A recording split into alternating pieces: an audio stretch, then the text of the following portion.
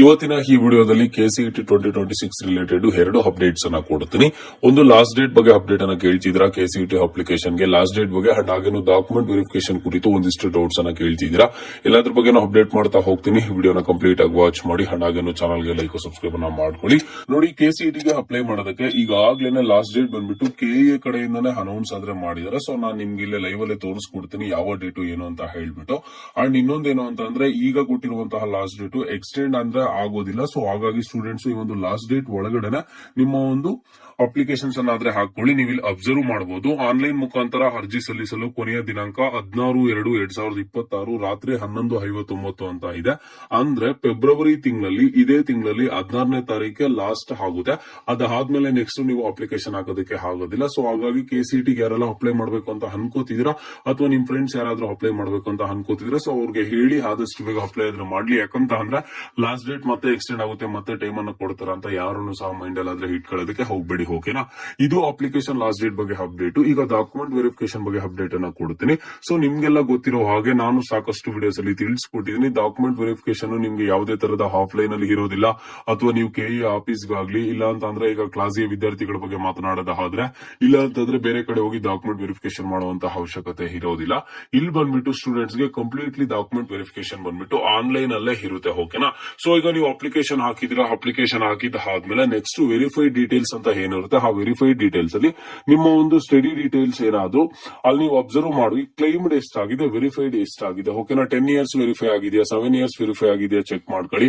And next ನೀವು Kannada medium quota claim ಮಾಡಿರ್ತೀರಾ, ಅಲ್ಲಿ verify ಆಗಿಲ್ಲ ಅಂತಂದ್ರೆ ಆ ಕನ್ನಡ ಮೀಡಿಯಂ ಕೋಟಾಗೆ ಬೇಕಿರುವಂತಹ ಡಾಕ್ಯುಮೆಂಟ್ಸ್ ಅನ್ನ ತಗೊಂಡೋಗಿ ವೆರಿಫೈ ಮಾಡಿಸಬೇಕು. ರೂರಲ್ ಕೋಟಾ ಡಾಕ್ಯುಮೆಂಟ್ಸ್ ಗೆ ಸಂಬಂಧಿಸಿರುವಂತದ್ದು ನೋಡ್ಕೊಂಡು ಆ ರೂರಲ್ ಕೋಟನ್ ಆದ್ರೆ ನೀವು ಅಲ್ಲಿ ವೆರಿಫೈ ಆದ್ರೆ ಮಾಡಿಸ್ಕೋಬೇಕು. ಸೊ ಯಾರಿಗಾದ್ರೆ ಸ್ಟಡಿ ಡೀಟೇಲ್ಸ್ ಆಟೋಮೆಟಿಕಲಿ ವೆರಿಫೈ ಆಗಿದೆ, ನೀವು ಯಾವುದೇ ತರದ ಕನ್ನಡ ಮೀಡಿಯಂ ಕೋಟಾ ಕ್ಲೈಮ್ ಮಾಡಿಲ್ಲ, ರೂರಲ್ ಕೋಟಾ ಕ್ಲೈಮ್ ಮಾಡಿಲ್ಲ ಅಂತ ಅಂದ್ರೆ ನೀವು ಡಾಕ್ಯುಮೆಂಟ್ ವೆರಿಫಿಕೇಶನ್ ಮಾಡುವಂತಹ ಅವಶ್ಯಕತೆ ಆದ್ರೆ ಇಲ್ಲ. ಸೊ ಇಲ್ಲಿ ನಿಮಗೆ ಬಂದ್ಬಿಟ್ಟು ಡಾಕ್ಯುಮೆಂಟ್ ವೆರಿಫಿಕೇಶನ್ ಕಂಪ್ಲೀಟ್ಲಿ ಆನ್ಲೈನ್ ಅಲ್ಲಿ ಇರುತ್ತೆ. ಅದೂ ಸಹ ನಿಮ್ಮ ಒಂದು ರೆಸ್ಪೆಕ್ಟಿವ್ PU ಕಾಲೇಜ್ ಅಲ್ಲೇ ಇರುತ್ತೆ. ಸಾಕಷ್ಟು ಸ್ಟೂಡೆಂಟ್ಸ್ ಗವರ್ನಮೆಂಟ್ ಕಾಲೇಜ್ ಹೋಗ್ಬೇಕಂತ ಕೇಳ್ತಿದ್ದಾರೆ. ಸೊ ನಿಮ್ಮ ರೆಸ್ಪೆಕ್ಟಿವ್ PU ಕಾಲೇಜ್ ಅಲ್ಲಿ ಕೇಳ್ತೀರಾ, ಸರ್ ನಂದು ಈ ರೀತಿ ಕ್ಲೈಮ್ ಆಗಿದೆ, ವೆರಿಫೈ ಆಗಿಲ್ಲ, ವೆರಿಫೈ ಮಾಡ್ಕೊಡಿ ಅಂತ ಹೇಳ್ಬಿಟ್ಟು.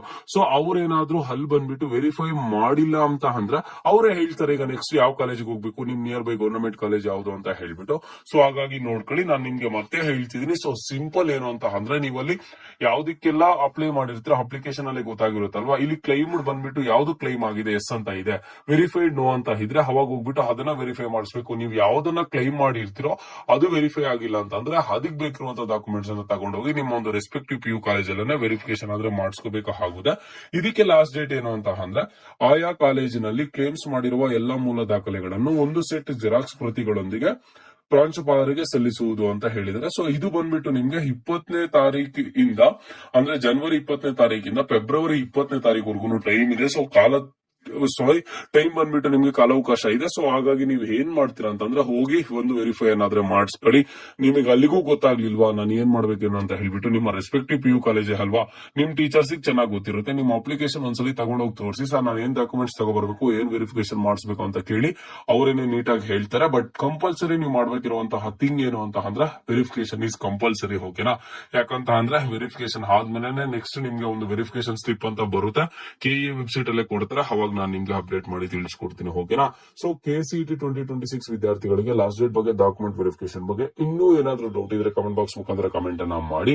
ನಮ್ಮ ಒಂದು ಚಾನಲ್ಗೆ ಈಗ ಲೈಕ್ ಸಬ್ಸ್ಕ್ರೈಬ್ ಮಾಡ್ಕೊಂಡಿದ್ದೀರಾ ಅಂತ ಅಂದ್ರೆ, ನೆಕ್ಸ್ಟ್ ಆಫ್ಟರ್ ಕೆಸಿಇಟಿ ಅಪ್ಲಿಕೇಶನ್ ನಿಮ್ಗೆ ಎಕ್ಸಾಮ್ ಯಾವಾಗ, ಅಂಡ್ ನೆಕ್ಸ್ಟ್ ಬಂದ್ಬಿಟ್ಟು ಒಂದು ಇಂಪಾರ್ಟೆಂಟ್ ಕೌನ್ಸಿಲಿಂಗ್, ನಿಮಗೆ ಬಂದಿರುವಂತಹ ರ್ಯಾಂಕಿಂಗ್ ಅನ್ನು ಯೂಸ್ ಮಾಡ್ಕೊಂಡು ನೀವು ಅನ್ಕೊಂಡಿರುವಂತಹ ಕಾಲೇಜಲ್ಲಿ ಯಾವ ರೀತಿ ಸೀಟ್ ಅನ್ನ ಪಡ್ಕೋಬೇಕು ಏನು ಅಂತ ಹೇಳ್ಬಿಟ್ಟು ನಾನು ಖಂಡಿತವಾಗ್ಲೂ ಅಪ್ಡೇಟ್ಸ್ ಅನ್ನ ಮಾಡ್ತಾ ಇರ್ತೀನಿ.